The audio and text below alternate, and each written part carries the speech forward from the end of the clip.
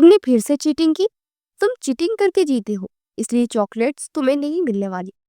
भूल जाओ, पिछली बार भी तुमने मुझे बेवकूफ बना लिया था, लेकिन अब हर बार मुझे बेवकूफ नहीं मैं बनूंगी।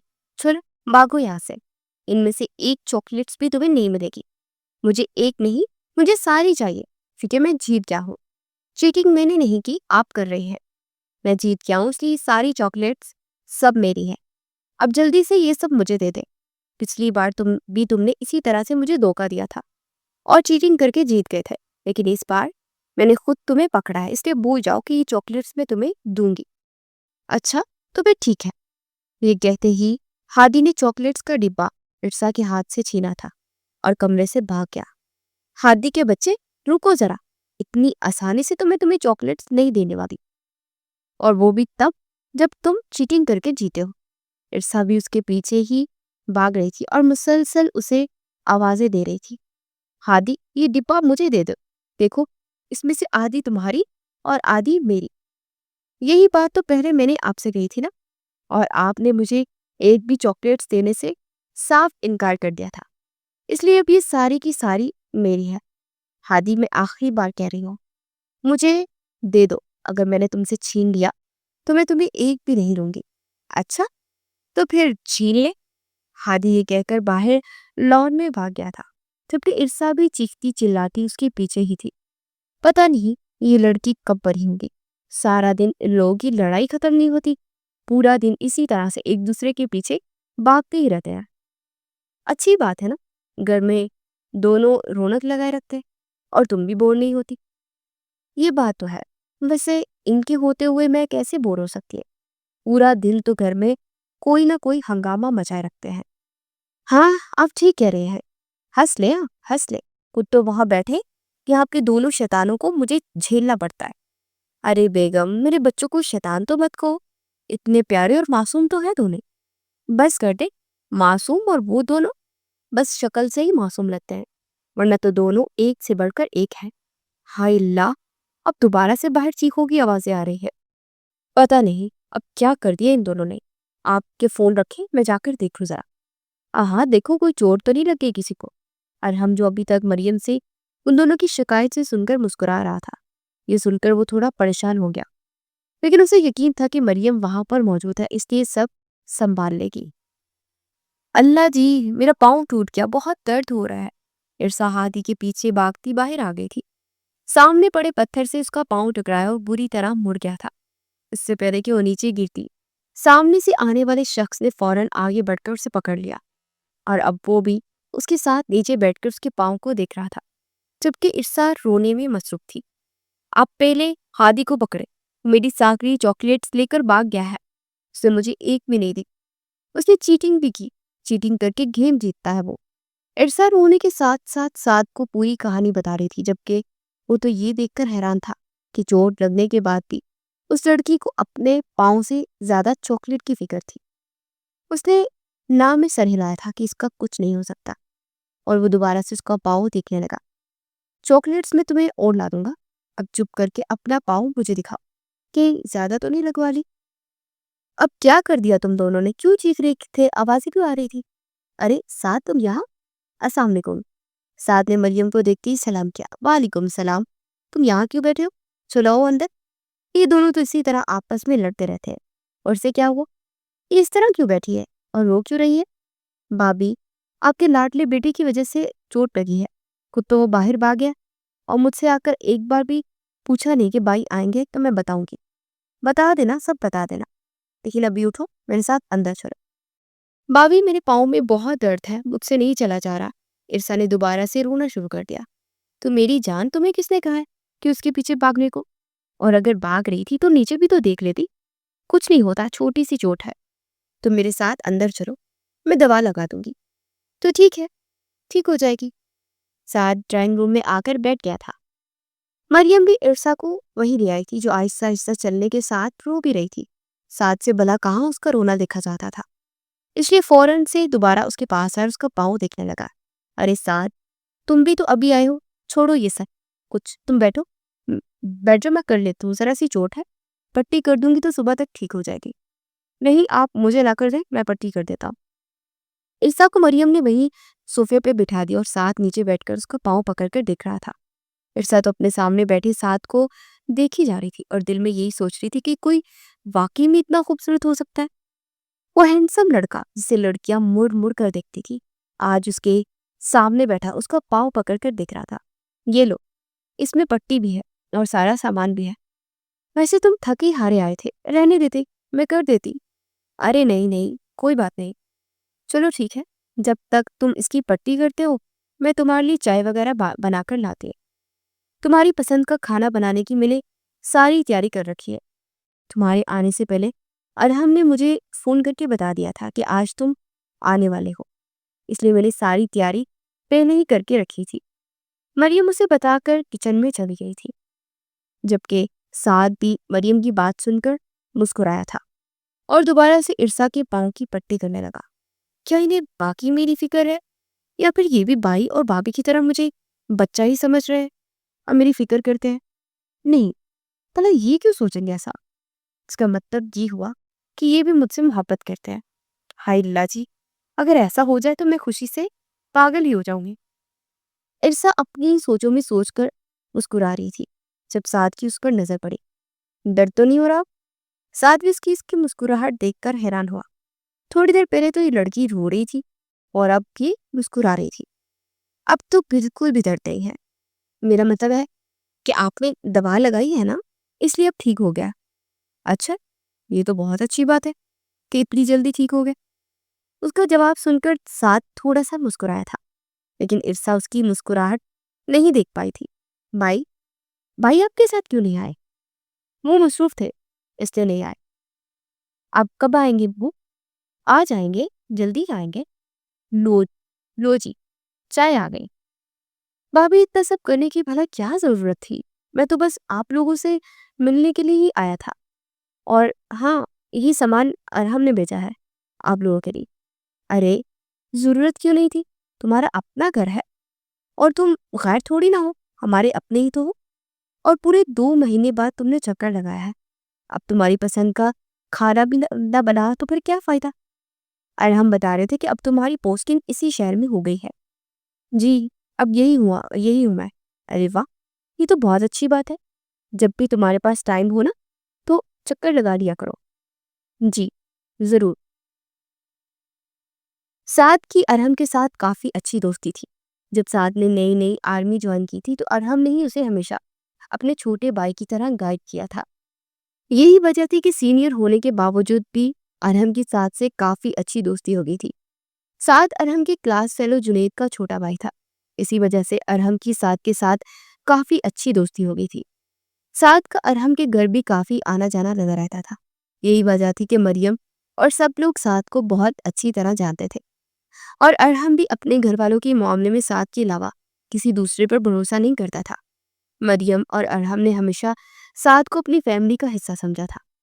अरहम के वालिदैन का बहुत साल पहले इंतकाल हो गया था। इस वक्त इरसा बहुत छोटी थी, इसलिए माँ बाप के जाने के बाद वो कुछ ज्यादा ही हसास हो गई थी। इसलिए अरहम हमेशा अपने बच्चों की तरह उसे ट्रीट करता था। उसके लिए इरसा उसकी बेटी ही थी। मरियम ने भी उसे हमेशा अपने बच्चों की तरह ही प्यार किया था। इरसा उस वक्त 10 साल की थी जब अरहम और मरियम की शादी हुई। माँ बाप के चले जाने के बाद घर संभालने वाला कोई नहीं था, इसलिए अरहम ने बहुत जल्दी शादी कर ली। मरियम ने उस घर में आते इस घर को अपना समझकर बहुत अच्छे तरीके से संभाल लिया था। और फिर हादी के आ जाने के बाद तो इरसा को एक दोस्त मिल गया था, जिसके साथ वो लड़ती भी थी, खेलती भी थी। जबकि हादी भी छोटा जरूर था, मगर वो भी अपनी छोटी सी पोपो का बहुत ख्याल रखता था। वो अलग बात थी कि दोनों एक दूसरे से लड़ते भी थे, लेकिन हादी छोटा होने के बावजूद भी किसी बड़े की तरह इरसा की बहुत ज्यादा फिक्र भी करता था। ये ले, मैं आपके लिए एक और बॉक्स ले आया। अब ये दोनों बॉक्स आपके हैं और ये सारी चॉकलेट्स भी अब आपकी है। मैंने इनमें से एक भी नहीं ली, वो तो बस ऐसे ही मैं आपको तंग कर रहा था। अगर मुझे पता होता कि आपको चोट लग जाएगी तो मैं कभी नहीं करता। आई एम सॉरी, मेरी वजह से आपको चोट लगी। हादी इरसा के कमरे में उसके सामने बैठा उससे सुबह वाली बात पर माफी मांग रहा था। वो भागता हुआ घर से बाहर निकल गया। उसे नहीं मालूम था कि इरसा को चोट लगी है। अरे अरे, कोई बात नहीं, वैसे गलती आपकी अपनी है। आपको क्या ज़रूरत थी मेरे पीछे भागने की? और अगर आप आ ही गई थी तो एक नज़र नीचे भी देख लेती। मुझे तो समझ नहीं आती आप इतनी लापरवाह क्यों है? अपना ख्याल क्यों नहीं रखती? अगर ज़्यादा चोट लग जाती तो फिर? तुम भाई और भाभी, तुम सब हो ना मेरा ख्याल रखने के लिए। फिर मुझे खुद रखने की क्या ही ज़रूरत है? चलो अब छोड़ो सारी बातों को और अब हम दोनों मिलकर सारी चॉकलेट्स खाएंगे। आ जाओ। हादी में मुस्कुराता हुआ बेड पर इर्सा के साथ आकर बैठ गया था। फिर वो दोनों मिलकर अपनी पार्टी शुरू करने वाले थे। तुम्हारे मुंह पर 12 क्यों बज रहे हैं? अब बता भी दो क्या हो गया है? पिछले 1 घंटे से इसी तरह तुम्हारा मुंह बना हुआ है, देख रही हूं मैं। कुछ नहीं हुआ, और अगर तुम मेरा मुंह नहीं देख सकती तो चले जाओ।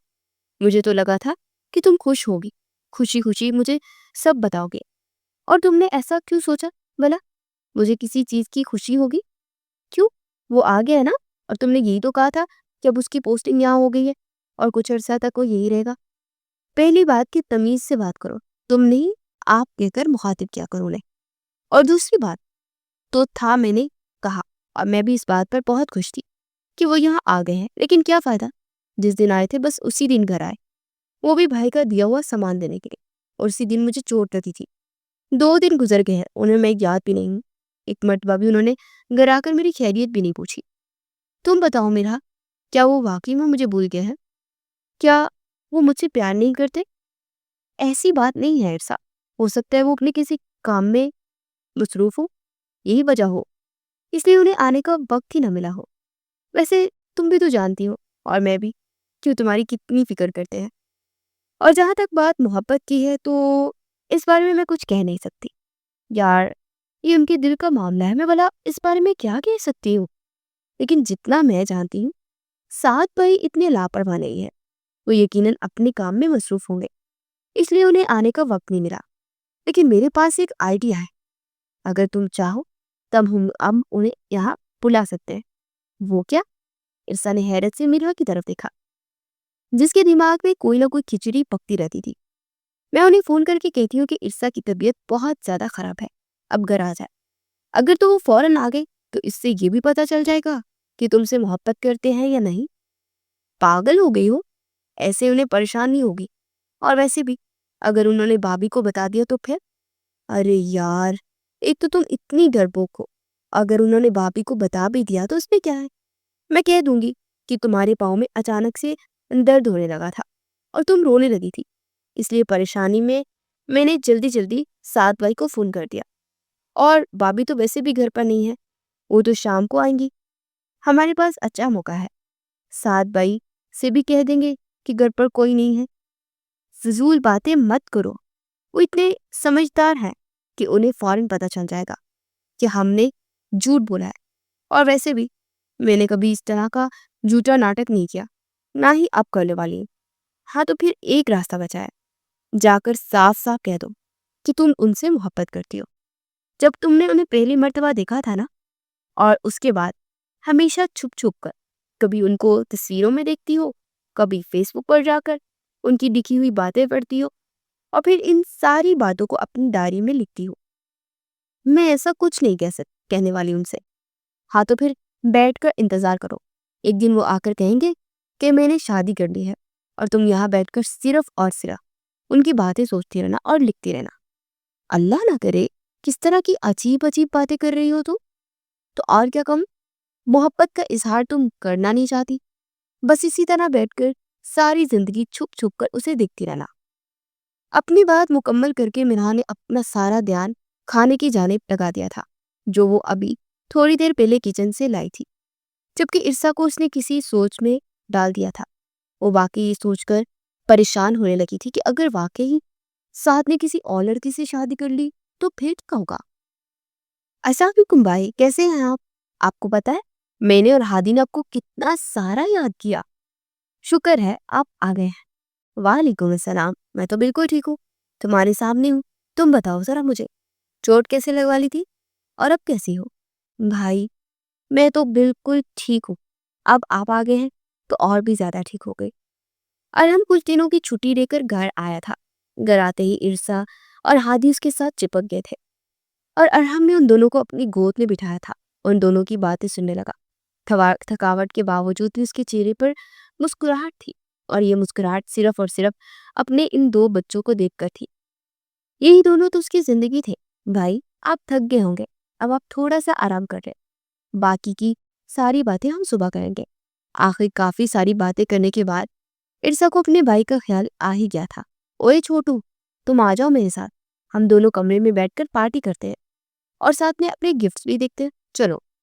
इरसा और हादी दोनों इरसा के कमरे में चले गए थे और सारे गिफ्ट्स उठाकर जौहरा उनके लिए लेकर आया था। तुम्हारी बात ठीक है मरियम, लेकिन लेकिन क्या? अगर आपने इरसा की शादी का सोच लिया तो ये भी अच्छी बात है। बेटियों का फर्ज जितनी जल्दी अदा हो जाए अच्छा होता। लेकिन मुझे ये समझ नहीं आ रही कि इसके लिए लड़का देखने की क्या जरूरत है। क्या मतलब? लड़का देखने की क्या जरूरत है?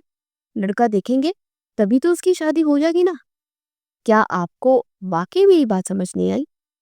जब साथ जैसा अच्छा, सुलझा हुआ, समझदार और काबिल लड़का हमारे पास है, तो मैं इरसा के लिए कोई और लड़का देखने की क्या ही जरूरत है? और आपको याद नहीं, कुछ वक्त पहले आपने खुद ही तो कहा था कि इरसा के लिए साथ से बेहतर कोई नहीं है। आप इरसा की शादी साथ से करेंगे, तो अब उसके लिए कोई और लड़का ढूंढने का क्या मतलब है? हाँ, मैंने कहा था, और मैं आज भी यही कहता हूँ कि इरसा के लिए साथ से बेहतर और कोई लड़का नहीं। लेकिन अरहम फिर से खामोश हो गया, जबकि मरियम को उसकी खामोशी कुछ अजीब लग रही थी। अरहम, कि ऐसा तो नहीं कि साथ को कोई और लड़की पसंद है और वो इससे शादी करना चाहता है? ये बात सुनकर इरसा के पैरों के नीचे से जमीन निकल गई थी। वो किचन में पानी लेने के लिए आई थी, जब कमरे में उसे अपने भाई भाभी की आवाज सुनाई दी। जब उसने साद का नाम सुना तो उसके कदम खुद ब खुद वहीं रुक गए। साद का नाम सुनकर भला वो कैसे नजरअंदाज कर सकती थी? वो तो हमेशा से ही छुप छुप कर अपने भाई की बातें सुनती थी जब वो साद के बारे में बात करता था।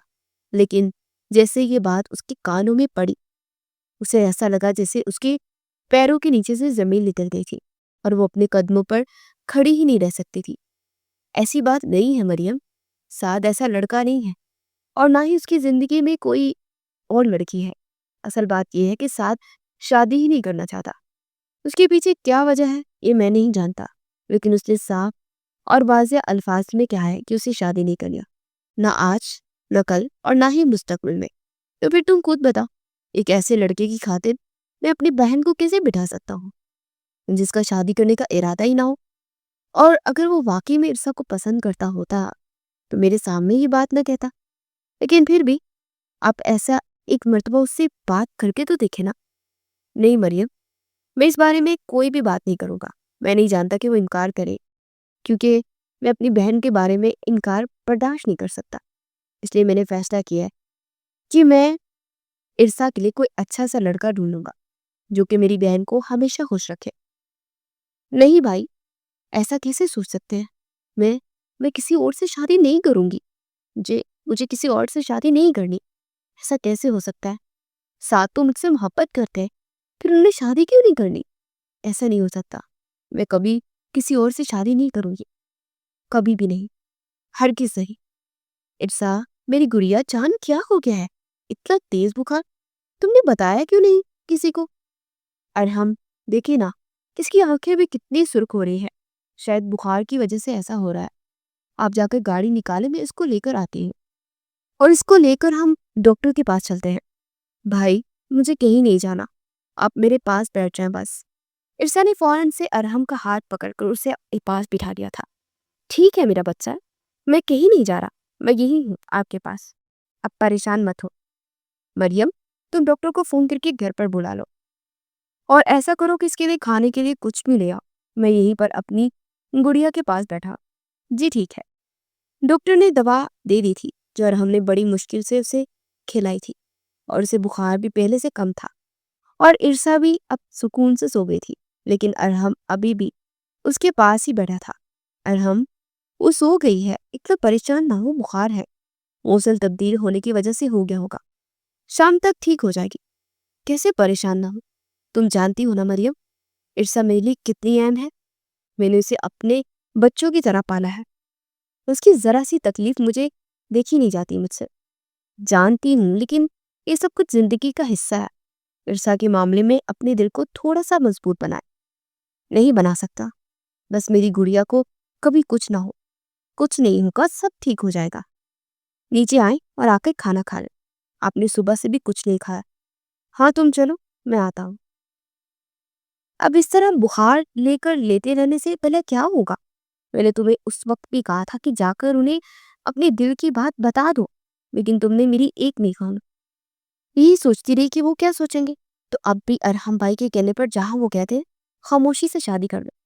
मैंने तुम्हें यहाँ इस मसले का हल सोचने के लिए बुलाया है, इसलिए नहीं कि तुम मुझे मजीद परेशान करो। तो मेरी जान, इसका यही हल है कि जाओ और सीधा जाकर बता दो। बाद में जो होगा देखा जाएगा। ऐसे कैसे कह दी? वो क्या सोचेंगे मेरे बारे में? और वैसे भी भाई ने कहा था कि वो शादी नहीं करना चाहते। अगर मैंने उनसे अपनी दिल की बात कह भी दी तो उन्होंने इनकार कर दिया, तो फिर? देखो ईर्षा, उन्होंने ये कहा है कि उन्होंने शादी नहीं करनी। ये नहीं कहा वो किसी और लड़की को पसंद करते हैं या उससे शादी करते हैं। अगर तो उनकी जिंदगी में कोई और लड़की होती तो फिर तुम्हारा उनकी जिंदगी में अपनी जगह बनाना नामुमकिन था। अब जबकि उनकी जिंदगी में कोई और लड़की भी नहीं है, तब अगर तुम कोशिश करो तो अपनी मोहब्बत को हासिल कर सकती है। वो कैसे? वो ऐसे कि तुम कुछ भी करके उन्हें अपनी मोहब्बत का यकीन दिला। उन्हें बताओ कि तुम उनसे मोहब्बत करती हो। लोग तो मोहब्बत में कुछ भी कर जाते हैं और तुम उस शख्स का एक फैसला नहीं बदला सकती। क्या पता तुम्हारी मोहब्बत को देखती उनका फैसला बदल जाए और वो शादी के लिए हाँ कर दे। और अगर ऐसा ना हुआ तो फिर ये सोचकर इसी तरह खामोशी से बैठी रहो। मैं जा रही। जब तुमने मेरी कोई बात माननी ही नहीं होती तो मुझे बुलाती ही क्यों हो? अच्छा सॉरी ना, अब तुम बताओ ना कि मैं क्या करूं। मेरे पास एक बहुत अच्छा हल है, अगर तुम मेरी बात मानोगी और जैसा जैसा मैं कहूंगी वैसा करोगी तो मुझे यकीन है कि सात बाई शादी के लिए हाँ जरूर कर देगी और तुम्हारी और उनकी शादी भी हो जाएगी। मेरा, तुम सच कह रही हो ना? क्या वाकई ऐसा हो सकता है? बिल्कुल ऐसा हो सकता है, लेकिन अगर तुम चाहो तो। अच्छा, तो फिर मुझे बताओ मुझे क्या करना होगा? सबसे पहले और सबसे आसान तरीका यही है कि अपना फोन उठाओ, उनका नंबर मिलाओ और अपने दिल की बात उन्हें बताओ कि तुम उन्हें पसंद करती हो। नहीं नहीं, मैं ऐसा कभी नहीं करने वाली। अगर उन्होंने भाई को बता दिया तो फिर? और वो क्या सोचेंगे मेरे बारे में? नहीं यार प्लीज, तुम कोई और रास्ता बताओ ना, मैं ऐसे नहीं कर सकती। इर्सा मैडम, मोहब्बत को हासिल करने के लिए उसका इजहार करना जरूरी होता है। जब तुम उसका इजहार ही नहीं करोगी तो सामने वाले बंदी को कोई ख्वाब थोड़ी ना आएगा कि तुम उससे मोहब्बत करती हो। और वो कभी भी अरहम बाई को ये बात नहीं बताएंगे। इतनी गारंटी मैं तुम्हें देती हूँ। हो सकता है कि उसे ये बात मालूम ही ना हो कि तुम उसे पसंद करती है, और तुम अगर उन्हें बताओगी तो क्या पता उनका शादी ना करने वाला फैसला बदल जाए और वो तुमसे शादी कर ले। जबकि तुम बताओगी नहीं तो कुछ भी नहीं हो सकता। फिर इसका यही हल है, खामोशी से अरहम भाई के कहने पर जहां वो चाहते हैं वहां शादी कर लो और अपने घर जाओ। ये सब कुछ तुम्हारे बस की बात नहीं है। नहीं, मैं सब करूंगी। मैं इन्हें बताऊंगी कि मैं उनसे कितनी मोहब्बत करती हूँ और अब मुझे अपनी मोहब्बत हासिल करने के लिए किसी भी हद तक जाना पड़ेगा तो मैं जरूर जाऊंगी। ये हुई ना बात। अब तुम देखना, सात भाई तुम्हारे होंगे, उन्हें तुम्हारा होने से कोई भी नहीं रोक पाएगा। मेरा की बातों ने थोड़ा सा ईर्षा को सुकून दिया था, लेकिन जो काम उसने करने के लिए कहा था वो ईर्षा जैसी लड़की के लिए बहुत ही मुश्किल था, जिसने आज तक अपने घर वालों के अलावा कभी किसी के सामने खड़े होकर ठीक से बात तक नहीं की थी। भला वो कैसे किसी से अपनी मोहब्बत का इजहार कर सकती थी? लेकिन ये तो उसे करना ही था, और अब तो उसने खुद भी सोच लिया था कि वो इतनी आसानी से पीछे नहीं हटेगी। अपनी मोहब्बत को हासिल करने के लिए वो कुछ भी करेगी। अस्सलाम वालेकुम, मैं इर्सा बात कर रही हूँ। वालेकुम अस्सलाम, कैसी हो? जी मैं ठीक हूँ, आप कैसे? मैं भी ठीक हूँ। वो मुझे आपसे बहुत ज़रूरी बात करनी थी। हाँ बोलो, मैं सुन रहा हूँ। जी वो इर्सा को समझ नहीं आ रही थी कि वो कैसे बात करे, जबकि साथ बैठी मीरा उसे आंखें दिखा रही थी और बोलने के लिए कह रही थी। बोलो इर्सा, क्या बात है? सब ठीक है ना? जी जी ठीक है। अच्छा फिर बताओ क्या बात है? वो भाई मेरी शादी करना चाहते हैं और वो मेरे लिए लड़का भी ढूंढ रहे हैं। इरसा की बात सुनकर थोड़ी देर के लिए साथ खामोश हो गया, लेकिन फिर कहने लगा, अच्छा, ये तो बहुत अच्छी बात है। अच्छी बात नहीं है ना? अच्छा, और वो क्यों? क्योंकि मुझे किसी और से शादी नहीं करनी। क्या मतलब इस बात का? किसी और से नहीं करनी, क्योंकि मुझे आप अच्छे लगते हैं और मुझे आपसे ही शादी करनी है। इरसा ने एक ही मर्तबा आंखें बंद करके पूरा जुमला बोल दिया था, क्योंकि दूसरा शख्स तो उसकी ये बात सुनकर ही हैरान रह गया था। उसने तो कभी सोचा भी नहीं था कि इरसा ये सब कह देगी। इरसा, ये क्या कह रही हो तुम जानती भी हो मुझसे क्या बात कर रही हो? जी, मुझे पता है कि मैं क्या कह रही हूँ। मुझे आप अच्छे लगते हैं और मैं किसी और से कभी शादी नहीं करूंगी। मैं आपसे मोहब्बत करती हूँ। बस दोबारा मुझे फ़ोन मत करना और ये सारी बातें जितनी जल्दी हो सके अपने दिमाग से निकाल दो। और हमने बहुत अच्छा फैसला किया है। वो तुम्हारी शादी कर रहा है, क्योंकि तुम वाकई में अब बड़ी हो गई हो। जितनी भी फजूल बातें तुमने मुझसे कही है ना, किसी और से मत कहना। समझ आई मेरी बात? जी। सामने वाले ने गुस्से से फ़ोन बंद कर दिया। देखा, मैंने कहा था ना, वो कभी नहीं मानेंगे। पहले वो मुझे मासूम और बच्ची समझते थे, अब वो पता नहीं मेरे बारे में क्या क्या सोच रहे होंगे। तुमने सुना नहीं वे क्या कह रहे थे कि बाई ने मेरी शादी का फैसला बहुत अच्छा किया है आप। हाँ, सुन लिया मैंने। कुछ और तुम्हें जी जी कहने की क्या जरूरत थी? उसे बार बार कहती, उसे अपनी मोहब्बत का यकीन दिलाती। उसने कहा, मेरी बात समझ आ गई और तुमने जी कहकर फोन बंद कर दिया। बेवकूफ लड़की। तो क्या करती? बार बार एक ही बात कहती ताकि उन्हें और गुस्सा आ जाता और वो भाई को जाकर बता देते। बस कर दो इरसा, वो इतने पागल और बेवकूफ नहीं है कि जाकर अरहम भाई को सब बता दे। तुम्हें मैंने फोन करने से पहले भी समझाया था कि तुमने हर तरीके से उन्हें अपनी मोहब्बत का यकीन दिलाना है, लेकिन तुमने बस एक जुमला अदा किया और उसके बाद जी कहकर उनकी हाँ में हाँ मिला दी। अच्छा, तो फिर अब मैं क्या करूं? ये बात फोन पर इतने अच्छे तरीके से नहीं हो सकती। तुम्हें कुछ भी करके साथ भाई के सामने जाकर कहना पड़ेगा, ताकि उनकी फीलिंग्स का अंदाजा हो जाते। तुम पागल हो गए हो मेरा?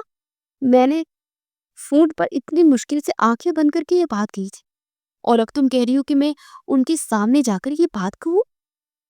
जाना तो तुम्हें पड़ेगा। अगर अपनी मोहब्बत को हासिल करना चाहती हो ना, तो तुम्हारे साथ मैं जाऊंगी, लेकिन इनसे मिलने के लिए तुम्हें अकेली जाना है। देखो इरसा, ये सब कुछ करना इतना आसान नहीं है। अगर तुम वाकई उनके साथ इनका साथ चाहते हो ना, तो मैं थोड़ी सी हिम्मत कर लेंगी और जैसा मैं कह रही हूँ बिल्कुल वैसा कर तो देखना, वो मान जाएंगे। तुम्हारी थोड़ी सी कोशिश उन्हें तुम्हारा कर देगी। और अगर अभी तुमने हार और हिम्मत ना की कि तुम्हें इन्हें हमेशा के लिए तुम खो दो और फिर सारी जिंदगी सोचकर पछताती रहोगी कि इस वक्त थोड़ी सी हिम्मत कर ली होती, तो शायद अपनी मोहब्बत को हासिल कर लेती। और फिर अपनी सारी जिंदगी उनके बगैर रह लोगी क्या? वो भी किसी और के साथ? नहीं, कभी नहीं। तो फिर जो कह रही हूँ ना, वो करो। सेम। अब कुछ देर पहले उनका फोन आया था। उन लोगों को हमारी ईर्षा बहुत पसंद आई है। मुझे भी अफान पसंद आया है। मैं चाहता हूँ कि वापस जाने से पहले रिश्ता पक्का कर दूं और ईर्षा की मंगनी कर। तुम्हारा इस बारे में क्या ख्याल है? जैसा आपको बेहतर लगे। आपने कुछ बेहतर ही सोचा होगा, लेकिन मेरा ख्याल है कि एक मर्तबा ईर्षा से इस बारे में पूछ लेना चाहिए। हाँ, तुम ठीक कह रही हो, तुम उससे पूछ लेना। लेकिन मैं जानता हूँ कि उसे इस बात पर कोई भी एतराज नहीं होगा। भला आज से पहले कभी उसने मेरे किसी भी फैसले से एतराज किया है? आपकी बात ठीक है, लेकिन पहली बात और थी। अब ये फैसला पूरी जिंदगी का है। उसने पूरी जिंदगी इस शख्स के साथ गुजारनी है, तो उसकी रजामंदी बहुत जरूरी है। हाँ, तुम ठीक कह रही हो, तुम पूछ लेना। बल्कि यूं करो कि आज ही पूछ लेना, मुझे रात को बता देना, ताकि फिर मैं आसान के घर वालों से बात करूं और हम लोग मंगनी की कोई डेट फिक्स करें, क्योंकि मेरे जाने में भी अब थोड़ा टाइम ही बाकी है। जी ठीक है, मैं करती हूँ कुछ। सर, आपसे मिलने कोई आया है। मैंने उन्हें कमरे में बिठा दिया है, आप जाकर मिल लें। अच्छा, मुझसे मिलने के लिए कौन आया है? सर, कोई लड़की है। क्या? लड़की? थे ईर्षा तो नहीं? ओ मेरे खुदा, ये लड़की क्या करना चाहती है? ईर्षा का ख्याल आते ही साथ जल्दी से भागता उस कमरे में गया जहां पर उसे बिठाया गया था। तुम इस वक्त यहाँ क्या कर रही हो और किसके साथ आई हो? साद को अपने सामने देखकर ईर्षा के अल्फाज जैसे कहीं गुम हो गए। ऊपर से इस वक्त वो यूनिफॉर्म में खड़ा था, और यूनिफॉर्म में तो वो और भी ज्यादा खूबसूरत लगता था। मैं तुमसे बात कर रहा हूँ ईर्षा, यहाँ किस लिए आई हो? वो मुझे आपसे जरूरी बात करनी थी। बोलो, मैं सुन रहा हूँ। वो मैंने आपसे कहना था कि मैंने फोन पर भी आपको बताया था, लेकिन आपने मेरी बात ध्यान से सुनी ही नहीं। ईर्षा को समझ ही नहीं आ रही थी कि वो अपनी बात कैसे शुरू करे, इसलिए जो भी मुंह में आया वो बोलती गई। अगर तुम्हें याद हो, जो बात तुमने फोन पर मुझे कही थी उसका जवाब भी मैंने तुम्हें फोन पर ही दे दिया था, तो फिर यहाँ आने की क्या जरूरत थी? आप ऐसा क्यों कर रहे हैं मेरे साथ? आपको पता है ना, भाई ने लड़का पसंद कर लिया है, मेरी शादी करवा देंगे। अच्छी बात है, मुझे भी यही लगता है कि तुम्हारी शादी हो जानी चाहिए, लेकिन मुझे किसी और से शादी नहीं करनी। मुझे आप अच्छे लगते हो। इर्सा इतना कहकर रोने लगी थी। इर्सा, देखो, मेरी बात सुनो। अरहम जो कुछ भी कर रहा है ना, वो बिल्कुल ठीक कर रहा है, और तुम्हारी भलाई के लिए कर रहा है। अब चलो, शाबाश। खामोशी से घर जाओ और दोबारा इस तरह बिना बताए किसी को अकेले मत निकलना। आप मेरी बात क्यों नहीं समझ रहे? मुझे नहीं करनी किसी और से शादी। आप भाई को मना कर देना प्लीज। मेरे पास ऐसा कोई हक नहीं है कि मैं अरहम को मना करूं, और ना ही मुझे इस शादी से कोई भी परेशानी है। आपको वाकई प्रॉब्लम नहीं है मेरी शादी किसी से भी हो जाए? ईर्षा का सवाल सुनकर एक लम्हे के लिए साथ खामोश हो गए। हाँ, मुझे कोई फर्क नहीं पड़ता, बल्कि अरहम की तरह मैं भी इस बात पर खुश हूँ। आपको वाकई इस बात से कोई फर्क नहीं पड़ता? ईर्षा उसकी बेरुखी देखकर रोने लगी थी, और रोते ही उसने फिर से सवाल किया था। नहीं। साथ ने बस एक लफ्ज जवाब दिया, और उसके लिए ईर्षा को इस तरह रोते देखना दुनिया का सबसे मुश्किल तरीन काम था। लेकिन वो फिर भी नहीं पलटा, और ना ही उसने पलटकर उसे खामोश करवाया था। बस इनकार करके खामोशी से वो कमरे से बाहर निकल गया, जबकि ईर्षा को ये लगा कि अब वो इसकी आखिरी उम्मीद भी खत्म हो गई थी। कमरे में आते उसने कमरे का दरवाजा बंद कर दिया, यहाँ तक कि मिराह से भी इस बारे में कोई बात नहीं की थी। वक्त कम है और काम बहुत ज्यादा, इसलिए मैंने तुम्हें बुलाया है। 2 दिन में सारे इंतजाम करते हैं। तुम तो जानते हो ना, ईर्षा मुझे जान से ज्यादा प्यारी है। मैं नहीं चाहता कि उसकी खुशी में किसी किस्म की कोई कमी रहे। हाँ, मैं जानता हूँ, तुम फिक्र मत करो। सारे इंतजामात बहुत अच्छे तरीके से हो जाएंगे। घर में ईर्षा की मंगनी की तैयारियां शुरू हो चुकी थी, और 2 दिन बाद मंगनी की तकरीब थी। इसलिए अरहम ने साद को भी बुला लिया था, ताकि वो सारे कामों में उसकी मदद कर दे। अभी वो सारी तैयारियों के बारे में बात कर ही रहे थे कि जब मरियम वहां पर भागती हुई आई। अरहम, अरहम, मेरी बात सुने। क्या हो गया? इस तरह घबराई हुई क्यों हो? सब ठीक है ना? हादी और वो ईर्षा दोनों तो ठीक है ना? कि दोबारा से तो चोट नहीं लगी किसी को? नहीं, ऐसा कुछ नहीं है, लेकिन मैंने सोचा कि ईर्षा को अपने साथ शॉपिंग पर ले जाती है। वो काफी देर से कमरे का दरवाजा बजा रही है, लेकिन वो खोल ही नहीं रही, और ना ही कोई जवाब दे रही है। और ऐसा तो पहले कभी भी नहीं हुआ है, और दिन के वक्त तो वैसे भी कभी नहीं सोती, और ना ही इस तरह से उसने कभी भी अपने कमरे का दरवाजा बंद किया है। मरियम की बात सुनकर तो अरहम को भी परेशानी होने लगी थी, जबकि साथ भी उनकी बातें सुनकर परेशान हो गया था। तुम जल्दी से उसके कमरे की दूसरी चाबी लेकर आओ। अरहम मरियम को चाबी लाने का कहता ही ऊपर कमरे की जानिब भागा था। साथ भी उसके पीछे ही था। अरहम ने फौरन दूसरी चाबी से कमरे का दरवाजा खोला, लेकिन सामने का मंजर देखकर उसे ऐसे लगा जैसे किसी ने उसके जिस्म से जान निकाल दी हो। इरसा, मेरी गुड़िया, ये क्या हुआ? ये सब कैसे हुआ? सामने इरसा नीचे फर्श पर बेहोश पड़ी थी। उसके हाथ की कलाई से खून तेजी से बह रहा था, और पूरे कमरे का फर्श सुर्ख हो गया था। अरहम तो अपनी बहन को इस हाल में देखकर वहीं जमीन पर बैठ गया। साथ, इरसा को बचा लो प्लीज, इसे कुछ नहीं होने देना। अरहम ने बेबसी से साथ की तरफ देखा। अरहम, कुछ नहीं होगा इरसा को, आप प्लीज खुद को संभाले। क्या हो गया आपको? उठे, उठे ना प्लीज। मरियम को तो समझ ही नहीं आ रही थी कि वो अरहम को देखे या फिर इरसा को। साथ फौरन से आगे आया, और उसने बिना कुछ कहे फौरन से इरसा को अपने बाजू में उठाया और बाहर की तरफ भागा। मरियम भी अरहम को सहारा देकर बाहर ले आई थी। अरहम, प्लीज आप खुद को संभाले, डॉक्टर कह रहे हैं ना, कोशिश हमारी, इरसा को कुछ नहीं होगा। कहीं कैसे खुद को संभालो मरियम? वो बहन जिसे मैंने अपनी बेटी बनाकर पाला, उसे मैंने आज तक हर तकलीफ से बचा कर रखा, और उसकी छोटी सी चोट मुझसे बर्दाश्त नहीं होती थी। और आज उसका इस तरह से बहता खून देखकर तुम कहती हो कि मैं खुद को संभाल लूं। मैं जानती हूँ ईर्षा को इस हालत में देखना आपके लिए किस कदर तकलीफ है, लेकिन आप खुद ही को नहीं संभालेंगे तो हम उसका ख्याल कैसे रखेंगे? मरियम, मैं उसका ख्याल ही तो नहीं रख पाया। मुझे लगता था कि मैंने उसे उसकी पसंद की हर चीज दी है, उसे हर खुशी दी है, लेकिन शायद मैं उसे वो मोहब्बत और यकीन नहीं दे पाया कि वो अपनी हर बात मुझे बता दे। आखिर ऐसी भी क्या वजह थी कि उसने ये सब कुछ किया? जो भी बात थी वो अपने भाई से आकर कहते, एक मर्तबा कहती मैं सब कुछ ठीक कर देता। उसने खुद को क्यों नुकसान पहुंचाया? और हम, आपकी बात में कोई कमी नहीं है, वो बच्ची है, नासमझ है। पता नहीं क्या सोचकर उसने इतना बड़ा कदम उठा लिया। एक बार वो ठीक हो जाए तो सब ठीक हो जाएगा। आप परेशान मत हो, बस दुआ करें कि हमारी ईर्षा को कुछ ना हो। डॉक्टर, मेरी बहन कैसी है? सर, आप शुक्र करें कि उनकी जान बच गई है।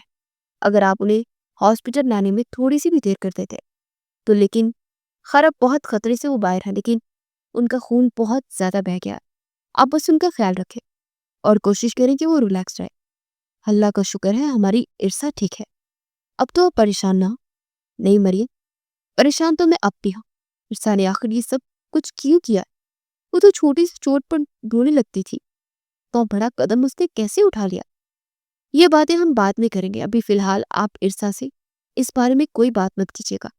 अगर हम उसको इस बारे में कोई भी बात करेंगे तो वो और ज्यादा परेशान हो जाएगी। उसकी तबीयत थोड़ी बेहतर हो जाए तो फिर बात करेंगे कि आखिर क्या वजह थी। अरहम ने एक नजर मरियम को देखा और हाँ में सर हिलाया। साथ को जब मालूम हुआ कि अब ईर्षा की तबीयत बेहतर है और खतरे से बाहर है, तो अरहम को जरूरी काम का कहकर वहां से चला गया था। अरहम, आप कल से इस तरह ही यहाँ बैठे हुए हैं। मेरे साथ घर चलकर थोड़ी देर आप प्लीज आराम कर लें। और वैसे भी ईर्षा भी सो ही तो रही है। नहीं मरिया, मैं अपनी बहन को अकेला छोड़कर कहीं भी नहीं जा सकता। अगर उसने दोबारा से खुद को नुकसान पहुंचाने की कोशिश की तो फिर वो ऐसा नहीं करेगी कुछ। आप फिक्र ना करें। और वैसे भी साथ आ गया है, जब तक हम वापस नहीं आ जाते साथ ईर्षा का ख्याल रखेगा। जी भाभी, आप लोग घर चले जा और थोड़ा आराम करना।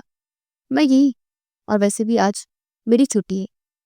साथ पर तो अरुण मुझसे ज्यादा भरोसा रखता था, इसलिए साथ के और मरियम के मजबूर करने पर वो मरियम के साथ घर चला गया। चूंकि उनके जाने के बाद साथ कमरे में मौजूद सोफे पर ही सामने बैठकर ईर्षा को देखने लगा, जो कि सो रही थी। भाई, पानी। ईर्षा ने जैसे ही अपनी आंखें खोली और पानी मांगा, और अपने सामने अपने भाई की बजाय साथ को देखकर वो घबरा गई। उठो, ऐसे क्या लेटकर पानी पियोगी? साथ अभी भी उसके पास खड़ा था, लेकिन उसे उठता न देख उसकी मुश्किल समझ गया था। फिर उसकी परेशानी को समझते साथ ने हाथ पकड़कर नरमी से उसे बिठा दिया और पानी का गिलास उसे पकड़ा दिया। और हम कुछ देर के लिए घर गया। तुम्हारी वजह से कल वो बहुत ज्यादा परेशान है। अब तुम मुझे बताना पसंद करोगी कि तुमने ये हरकत की थी? ईर्षा खामोशी से सर झुका के। ईर्षा, मैं तुमसे कुछ पूछ रहा हूँ, क्या सोचकर ये सब कुछ किया? जानती भी हो तुम्हें इस तरह ये सब देखकर अरहम का क्या हाल हुआ है। एक बार भी उसके बारे में नहीं सोचा? अगर तुम्हें कुछ हो जाता तो फिर? साथ अरसम की हालत की वजह से उससे सख्ती से बात भी नहीं करना चाहता था, क्योंकि डॉक्टर ने भी यही कहा था कि उसे हर तरह से पुरसुकून रखा जाए।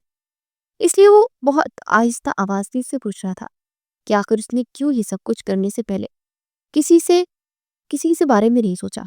भाई, क्यों इतने परेशान हो गए थे? भला मुझे क्या होना था? मैं तो ठीक हूँ।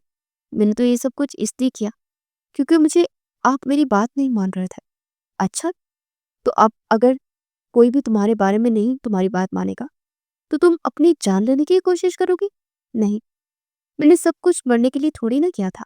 आपको बताया तो है, इसलिए किया था कि आपने मेरी बात नहीं मानी थी। मैंने टीवी पर देखा था, वहां भी एक लड़की थी, कोई इसकी बात नहीं मानता तो उसने ऐसा किया था, तो फिर सबने उसकी बात मान ली। मुझे लगा कि अगर मैं भी ऐसा करूंगी तो आप भी मेरी बात मान लेंगे। क्या तुमने ये सब कुछ टीवी से देख कर किया? साद को ये बात सुनते ही हैरत का शदीद झटका लगा।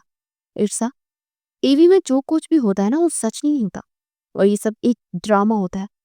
जरूरी नहीं होता कि हकीकत में भी ऐसा करे और जिंदा बच जाए और उसके बाद सब लोग हमारी बात मान ले। अगर तुम्हें कुछ हो जाता तो मुझे कुछ क्यों होता? उस ड्रामे में भी लड़की को कौन सा कुछ हुआ था? इरसा, वो हकीकत नहीं होती, वो झूठ होता है। अब दोबारा से बाहर से देखकर कुछ भी ऐसी उल्टी सीधी हरकत मत करना प्लीज। साद को तो उसकी सोच पर ही हैरत हो रही थी कि क्या वो वाकई इतनी मासूम थी। उस पागल लड़की को ये नहीं पता था कि उसकी जान कितनी मुश्किल से बची है। उसे तो बस यही लग रहा था कि ड्रामे की तरह उसे भी कुछ नहीं होगा और उसके बाद सब लोग उसकी बात मान जाएंगे। अब आप मेरी बात मानेंगे ना, या मुझे नहीं करनी है उस अफान से शादी? अगर आपने या भाई ने किसी ने भी मुझसे कहा तो मैं दोबारा से यही करूंगी। खबरदार, खबरदार, जो दोबारा ऐसा करने के बारे में सोचा भी था। नहीं होगी तुम्हारी अफान से शादी। अब परेशान मत हो और सुकून से लेट जाओ। आप आप सच कह रहे हैं ना? हाँ, मैं सच कह रहा हूँ। तुम जानती हो, मेरी हमेशा से यही ख्वाहिश थी, लेकिन जब तुमने ये कहा कि तुम्हें शादी नहीं करनी तो मैंने तुम्हें फोर्स करना बेहतर नहीं समझा, वरना तुमसे बेहतर लड़का वाला इर्सा के लिए और कौन हो सकता है? इर्सा के हॉस्पिटल से घर वापस आते ही साद ने अरहम से इस बारे में बात की थी। इर्सा की मंगनी का सुनकर उसे अंदाजा हो गया था कि उससे कितनी मोहब्बत करता, इसके बगैर नहीं रह सकता। लेकिन फिर जब इर्सा ने अपनी जान लेने की कोशिश की तो उस वक्त साद ने फैसला कर लिया था कि उसके ठीक होते ही उससे निकाह कर लेगा, क्योंकि इर्सा उसके लिए हर चीज से ज्यादा अहम थी। जब ये बात मरियम और अरहम को मालूम हुई तो वो भी बहुत ज्यादा खुश थे। अरहम का इरादा तो अभी निकाह करने का था, लेकिन साद के कहने पर निकाह के साथ ही रुखसती करने का भी फैसला हो गया। जबकि इर्सा भी अपनी बात माने जाने पर बेहद खुश थी। उसे तो अभी तक यकीन नहीं हो रहा था कि जिस शख्स को उसने चाहा था वो अब उसे मिलने वाला था। मैं जानता हूँ साद, इस वक्त तुम्हें यहाँ बुलाना मुनासिब नहीं था। आज तुम्हारी शादी है और मैंने आज ही तुम्हें यहाँ बुला लिया, लेकिन काम ही कुछ ऐसा था, एक बहुत ही अहम मिशन के लिए जाना पड़ा और मैं इस मिशन के लिए तुम्हारे अलावा किसी दूसरे पर भरोसा नहीं कर सकता था, इसलिए तुम्हें आज ही जाना होगा। आपकी बात ठीक है, पर मैंने हमेशा अपने काम को अहमियत दी है और मेरा काम हमेशा मेरे लिए सबसे अहम रहा है। लेकिन अब मैं सिर्फ एक फौजी ही नहीं बल्कि किसी का शौहर भी। निकाह होते ही मैं आपकी बात मानने के लिए यहाँ आ गया था, क्योंकि मेरी बीवी मेरे घर में मेरे कमरे में मेरा इंतजार कर रही है। मैं आज के दिन उसे छोड़कर नहीं जा सकता, क्योंकि मैं उससे बहुत मोहब्बत करता हूँ। आप प्लीज आज की रात मुझे उधार दे दें। सुबह होती मैं मिशन मिशन के लिए निकल जाऊंगा। आज पहली मर्तबा ऐसा हुआ था कि साथ ने किसी मिशन पर जाने के लिए वक्त मांगा था। ऑफिसर भी उसे देखकर हैरान था, लेकिन क्योंकि साथ एक बहुत ही काबिल ऑफिसर था इसलिए उसके लिए बड़े बड़े मिशन कंप्लीट किए थे। इसलिए ऑफिसर ने उसे एक रात के लिए छुट्टी दे दी थी। साथ, तुम मेरे लिए मेरे बेटों की तरह, तुम एक बहुत ही काबिल ऑफिसर हो। अगर आज ये मिशन इम्पोर्टेंट ना होता तो मैं कभी भी तुम्हें इस तरह से बुलाता ना, बल्कि तुम्हें 1 महीने की छुट्टी देता था। लेकिन मैं वादा करता, तुम जैसे अपने मिशन कंप्लीट करके आओगे मेरी तरफ से तुम्हें लंबी छुट्टी होगी मिलेगी। Thank you sir. साथ जैसे वहां से होकर अपने सजे सवरे कमरे की जानिब आया था और जो उसका कमरे में दुल्हन बनी बैठा थी, इससे पहले कि वो कुछ कहता इरसा जोर से इसके सीने से जा लगी। आप कहाँ चले गए थे? आपको पता है, सब लोग कह रहे थे कि आप वापस चले गए मुझे छोड़कर और अब जल्दी वापस नहीं आएंगे। नहीं मेरी जान, मुझे बस एक जरूरी काम आ गया था, वही चला गया था। भला मैं तुम्हें छोड़कर कैसे जा सकता? साद उसका हाथ पकड़कर उसे वापस बेड तक ले आया था और उसे बेड पर अपने पास बिठा लिया।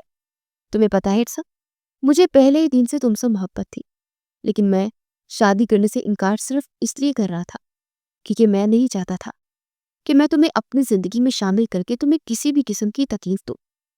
तुम जानती ही मेरी जॉब किस तरह की है। मैं नहीं चाहता था कि मेरे जाने के बाद तुम उदास हो या मेरा इंतजार करो, इसलिए मैं चाहता था कि तुम्हारी शादी किसी ऐसे शख्स से हो जाए जो हमेशा तुम्हारे पास रहकर तुम्हारा ख्याल रखे। लेकिन जब अफान से तुम्हारा रिश्ता तय होने लग वाला था तो मुझसे बर्दाश्त नहीं हो रहा था।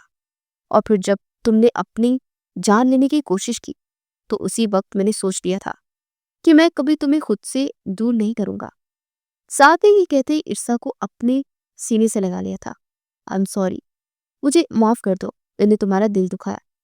कोई बात नहीं, मुझे पता था आप मुझसे प्यार करते हैं। मैंने मीरा को कहती भी थी। अच्छा जी, तुम्हें कैसे पता था कि मैं तुमसे प्यार करता हूं? क्योंकि आप मेरी इतनी फिक्र करते थे। अच्छा जी, तो ये बात है। आज वो दोनों बहुत खुश थे क्योंकि दोनों ने ही अपनी मोहब्बत को पा लिया था। साथ ही उसे अपनी मोहब्बत का एहसास दिलाया था और ये उसकी मोहब्बत ही थी कि वो पहली मर्तबा अपना काम छोड़कर इर्सा के लिए वापस आ गया था। इर्सा मेरी जान, उठ जाओ, मुझसे मिल लो क्योंकि मुझे जाना है। साथ इर्सा का हाथ पकड़कर उसके करीब ही बैठा उसे उठाने की कोशिश कर रहा था जो गहरी नींद में थी। आप इतनी सुबह को कहाँ जा रहे हैं? साथ ने फौरन से उसे उठाकर बिठा दिया था जब उसकी पूरी आंखें खुल गई थी। अब मेरी बात गौर से सुनो, मुझे एक बहुत जरूरी मिशन के लिए जाना है। मैं तुम्हें बताए बताए बगैर नहीं जा सकता था, इसलिए तुम्हें नींद से जगाया है। तुम मुझसे वादा करो कि मेरे वापस आने तक तुम अपना बहुत अच्छे तरीके से ख्याल रखोगी और बिल्कुल भी उदास नहीं होगी और ना ही परेशान होगी और ना ही खुद को कोई भी तकलीफ दोगी, ना नुकसान पहुंचाने की कोशिश करोगे, बल्कि अब से तुम्हें सब कुछ बहुत मुश्किल और सब्र से बर्दाश्त करना है। हो सकता है मेरा तुमसे राब्ता ना हो, लेकिन तुम बिल्कुल भी परेशान मत होना क्योंकि अब तुम मेरी जिंदगी में शामिल हो गई है। इसलिए तुम्हारे लिए मैं वापस जरूर आऊंगा, लेकिन ये नहीं मुझे मालूम कि कब आऊंगा। इर्सा तो बस खामोशी से उसकी बातें सुन रही थी। अभी तो उन्होंने ठीक से अपनी शादी की खुशी भी नहीं मनाई थी और वो जा रहा था। यही वजह तो थी कि उससे शादी नहीं करना चाहता था क्योंकि वो उसे उदास नहीं देख सकता था। ठीक है, मैं वादा करती हूँ कि अपना ख्याल रखूंगी, लेकिन आप भी वादा करें कि आप भी अपना ख्याल रखेंगे और जल्दी आने की कोशिश करेंगे। मैं बिल्कुल भी परेशान नहीं होंगी और आपका इंतजार करूंगी। उसे जबरदस्ती चेहरे पर मुस्कुराहट लाते हुए अपनी तरफ से उसे पूरा पूरा यकीन दिलाने की कोशिश की थी कि वो परेशान नहीं है। लेकिन साथ जानता था कि किस कदर हसास लड़की है, लेकिन उसका जाना भी जरूरी था। आगे बढ़कर उसके सर पर घुसा दिया था और अपना जरूरी सामान उठाकर वो कमरे से बाहर चला गया था। इरसा, यहाँ क्यों बैठी हो? चलो आओ मेरे साथ, अंदर आ जाओ, बाहर इतनी ठंड हो रही है। जी भाभी, बस वैसे ही कमरे में मेरा थोड़ा सा दिल घबरा रहा था, इसलिए बाहर आकर बैठ गई। अच्छा, तुम्हारी तबीयत तो ठीक है ना? चलो उठो, हम डॉक्टर के पास चलते हैं। नहीं भाभी, मैं बिल्कुल ठीक हूँ, बस वैसे ही। साथ को गए हुए 3 महीने गुजर गए थे। साथ के जाने के बाद इर्सा वापस मरियम के पास आकर रहने लगी थी। मरियम उसका बहुत ख्याल रखती थी और जब से उन्हें ये बात पता चली थी कि इर्सा माँ बनने वाली है, तब से तो अरहम और मरियम उसका और भी ख्याल रखते थे। साथ जल्दी वापस आ जाएगा, तुम क्यों परेशान होती हो? लोगों की बातों को ज़हन पर सवार मत किया करो, लोग तो कुछ भी कहते हैं। जी भाभी, मुझे यकीन है कि वो जल्दी वापस आ जाएंगे। उन्होंने जाने से पहले मुझसे वादा किया था कि वो जरूर वापस आएंगे। साथ जो 3 महीने से वापस नहीं लौटा था और ना इसकी कोई खबर आई थी। कुछ लोगों का कहना था कि मिशन के दौरान ही वो शहीद हो गया है, लेकिन इरसा ये बात मानने के लिए तैयार नहीं थी। वक्त इसी तरह गुजरता गया और 2 महीने और गुजर गए। साथ को गए हुए 5 महीने हुए थे और अभी तक उसकी कोई खबर नहीं आई थी। अब तो मरियम और अरहम को भी यही लगने लगा था कि मिशन के दौरान वो शहीद हो गया है, वरना अब तक तू वापस आ जाता। लेकिन इरसा की हालत को देखते वो उससे इस बारे में कोई भी बात नहीं करते थे। हमें फख्र है तुम पर साहब कि तुमने हर मर्तबा की तरह अपना ये मिशन बहुत अच्छे तरीके से मुकम्मल किया। शुक्रिया। अरहम, ये बताओ घर में सब ठीक है? सीधी तरह से पूछ लो कि इरसा कैसी है। हाँ तो वो तो मैं पूछ सकता हूँ, मेरी बीवी है। बिल्कुल, बल्कि अब तो तुम्हें लंबी छुट्टी मिल गई है, तुम खुद जाकर उससे मिल लो और देख भी लो कि वो कैसी। बल्कि तुम्हारे लिए एक बहुत बड़ा सरप्राइज भी है। सरप्राइज? कैसा सरप्राइज? साथ को काफी हैरत हुई थी उसके लिए। क्या सरप्राइज हो सकता है? जहां तक उसका अंदाजा था, यहाँ तो सब लोगों को यही लगना चाहिए था कि वो मिशन की दौरान ही शहीद हो गया। तो फिर सब उसके लिए किसी ने कैसा सरप्राइज प्लान किया होगा? ये तो जब तुम घर जाओगे तभी पता चलेगा। घर आकर साद ने सबसे मिल लिया था। बस एक ईर्षा उसे दिखाई नहीं दी थी। भाभी, ईर्षा कहाँ है? वो अपने कमरे में है, तुम वहीं जाकर उससे मिल लो। और हमने मुझे फोन करके बता दिया था कि तुम आ रहे हो, लेकिन मैंने ईर्षा को नहीं बताया है। तुम्हें अचानक से वो देखेगी तो वो बहुत ज्यादा खुश हो जाएगी। जी भाभी। साथ जैसे ही कमरे में दाखिल हुआ तो उसने देखा कि ईर्षा ड्रेसिंग के सामने खड़ी थी। साथ भी खामोशी से जाकर उसके पीछे खड़ा हो गया।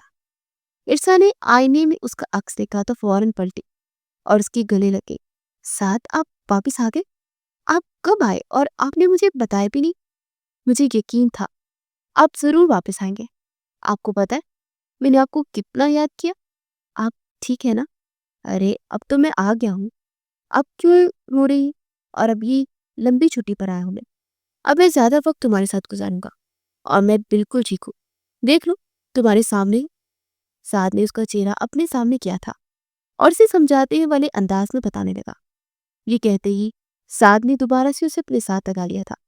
थैंक यू सो मच इर्सा, मुझे इतना बड़ा और अच्छा सरप्राइज देने के लिए और अपना और हमारी बीबी का ख्याल रखने के लिए।